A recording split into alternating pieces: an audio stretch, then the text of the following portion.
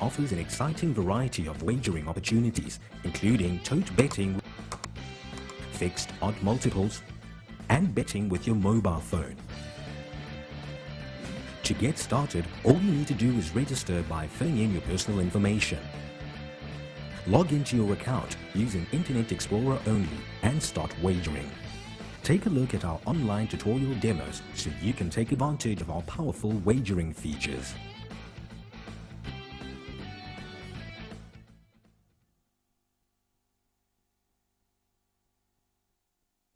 Stand side, Tetelestai looks to get going. Punta del Este at the 300-meter marker. Mr. Mickey Mouse, Tetelestai. Show Me the Way is now starting to rally towards the outside. Show Me the Way and Tetelestai the last 100. And Show Me the Way is now looking to find his groove again. And he's going to be a worthy winner again. Show Me the Way. He met the rising ground and he found more under Keegan DeMello. In behind these, Tetelestai, Mr. Mickey Mouse, Guantanamera, all fighting out the minor positions. So it's photos behind these, but show.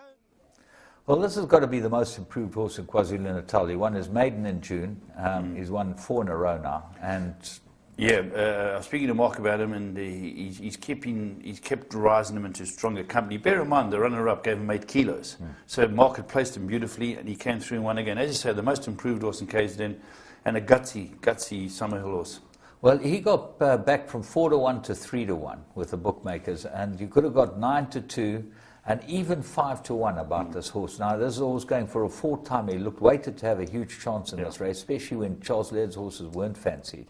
There was nothing really else. Tetelestai, as you say, had to give him a lot of weight, and to end up getting 9-2, 5-1 about him.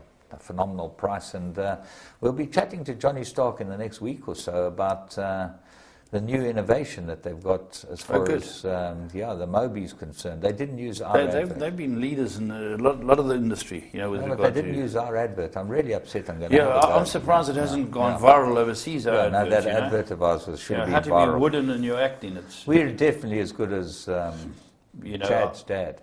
Yeah, no, I think we're as good as Bert Leclerc. Yeah, definitely. There's no doubt.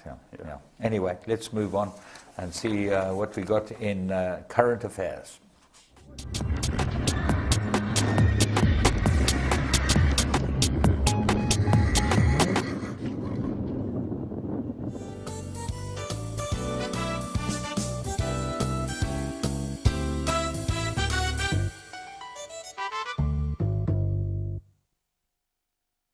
Yeah, current affairs. Here we go. So no racing again, James, around the country. Obviously, disappointment for everyone concerned that the big race, the Emerald Cup, had to be pushed out and to Thursday. The last 3 races are going to be on Thursday the 27th, and it's a great tragedy because when you've got the Heuvels Fantasties and people like that there, you know.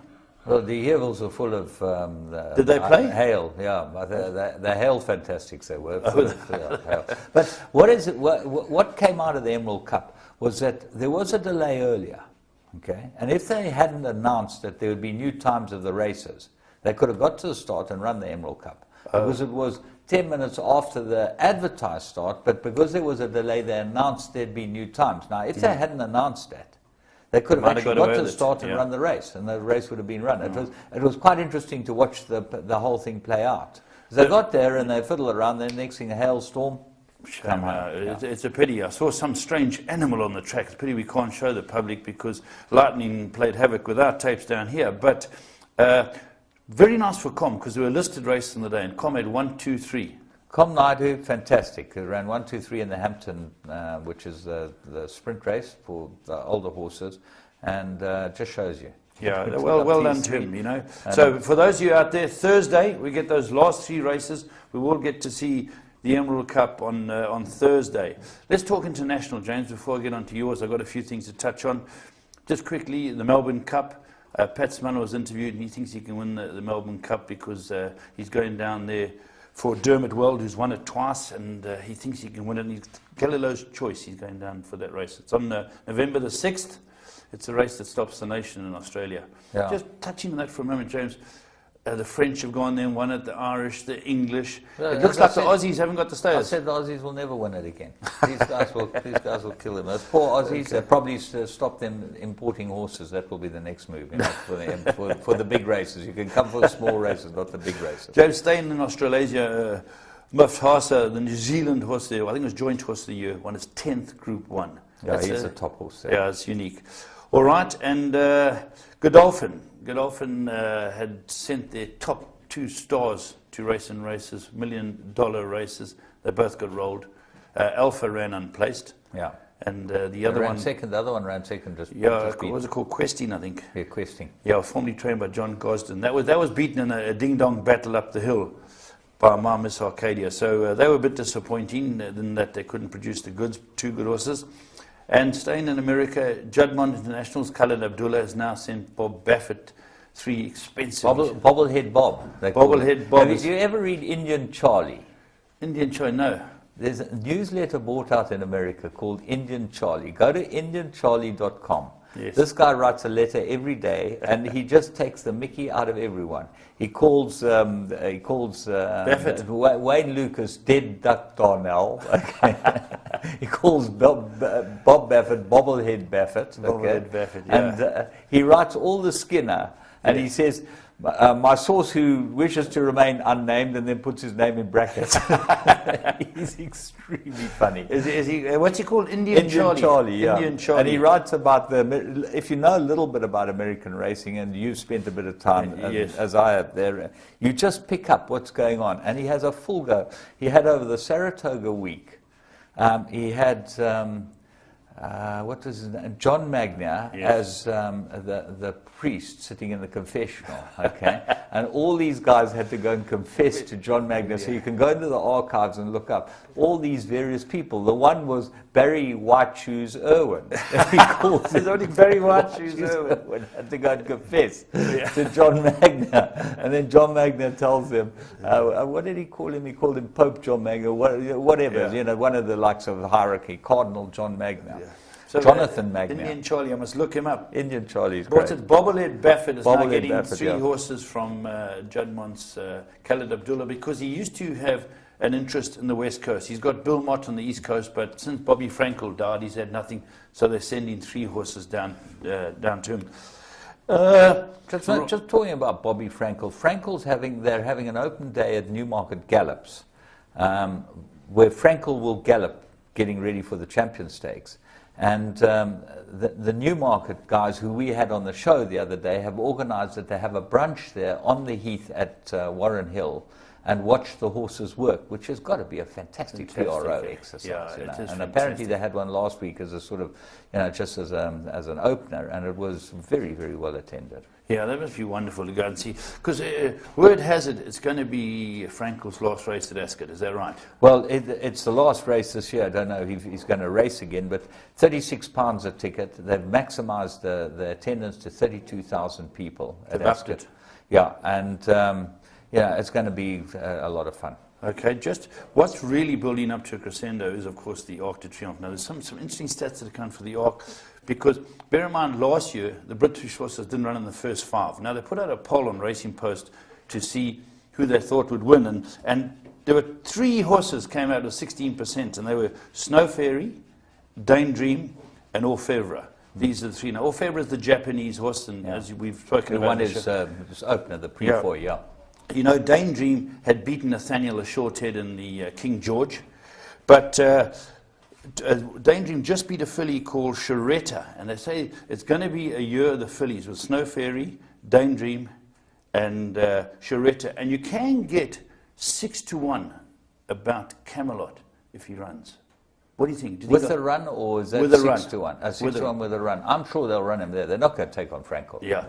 No, they're not. And you've got to remember, James, they've also got St. Nicholas Abbey, who's found support. There was a belief that St. Nicholas Abbey could not go around the right-hand bend. It was better on the left-hand bend. Then he ran in the King George. Remember how far back he came from? He wasn't beaten far by Dame Dream. So he comes into bedding, and it looks very, very interesting. They think it's going to be the fillies, and the Brits are going to struggle. I was just looking at the countries these horses are coming from. Orfevre's Japanese, Dame Dream's German, Snow Fairy's Irish, Sharetta's French, Camelot Sendix Labby Irish and No Nathaniel. Australians?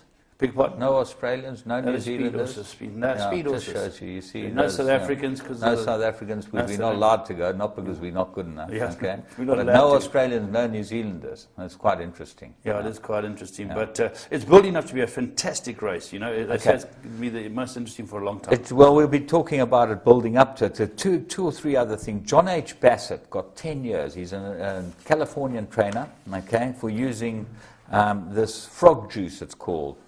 Dipomorphin. Dipomorphin, okay. It's 40 times stronger than morphine. He got 10 years and fined $10,000, and they say there are 27 cases pending on this dipomorphin. Is this quarter horses or thoroughbreds? Well, or everywhere. Everywhere. Mainly quarter horses. James, aren't they storing all these vials, all I these think they are, samples yeah, which they to should be recheck? doing, yeah. You know, I know the British and everyone are storing them because as technology gets better, 5 years down the road, they can look back and say, listen, we found Well, something. that's what happened to Armstrong and people like that. You know, Yes, so they're starting to look into it. So it comes from the skin of frogs, is that right? Yeah, frog skin, South American frog skin. Have you ever tried it? Yeah, it really gives you a good height. It's a bit better than the local Durban poison. Yeah, it's a little better. Dipomorphin, I must Yeah, try it next yeah. time I play golf. Yeah, Get on yeah. Dipomorphin. We'll improve your game. You'll start driving it past Straight. past King Martin, which is very fast. Derek King Martin. Yeah. Okay, so the rest of the news, just quickly, is Mohad Jim won the Mill Reef Stakes at Newmarket. He's now 20 to 1 for the Guineas. He's trained by Marco Botti, but what's interesting is in Sheikh Khalifa's colours. He's one of the horses that Sheikh Khalifa sent to Marco Botti. Mike de Kock's Sheikh Mo. Yeah, Sheikh Mo. Okay. The other thing that was interesting was that the Factor has been retired to Lane's End Stud. Now, he was the best 2- and 3-year-old sprinter in America. Very, very good horse. Won a couple of Group 1s. And he was the top price at the Barrett's Horses in Training sale of his year, $250,000. So it shows you sometimes you can buy a you can buy the top horse. Training. Okay, we're going to go and have a look. We've had enough of that, haven't we? Let's go and see what Gavel House has got to show us. Gavel House is a website that is selling horses every day. It is independent, proven, and reaches places most others can't. For just 500 Rand, you can advertise your horse until sold, where buyers and sellers deal direct and pay no commission. So why wait for an auction when we can do it all for you at gavelhouse.com.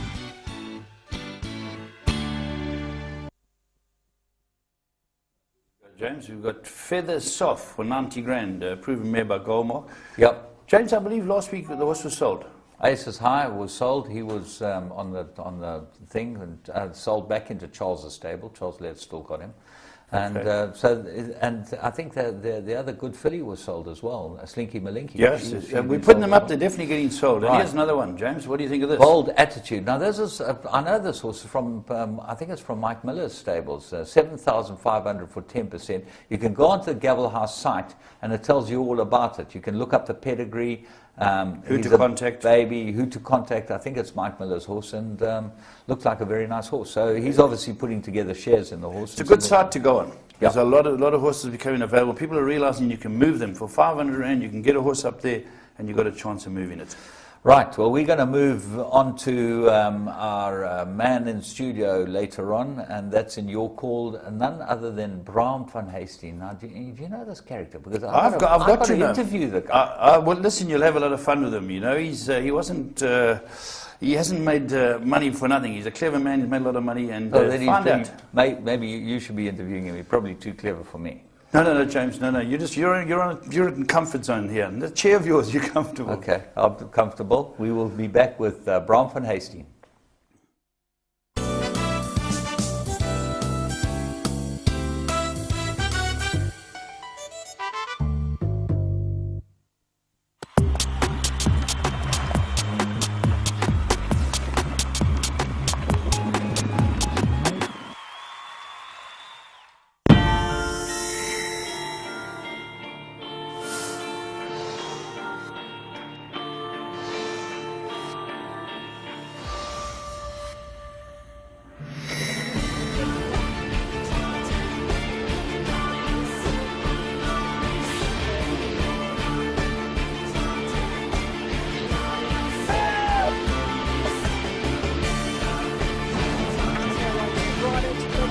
second position, but Military goes as giving them a bath. That's one of the biggest millions I've ever seen. Grace Valana, the leader. Grace Valana has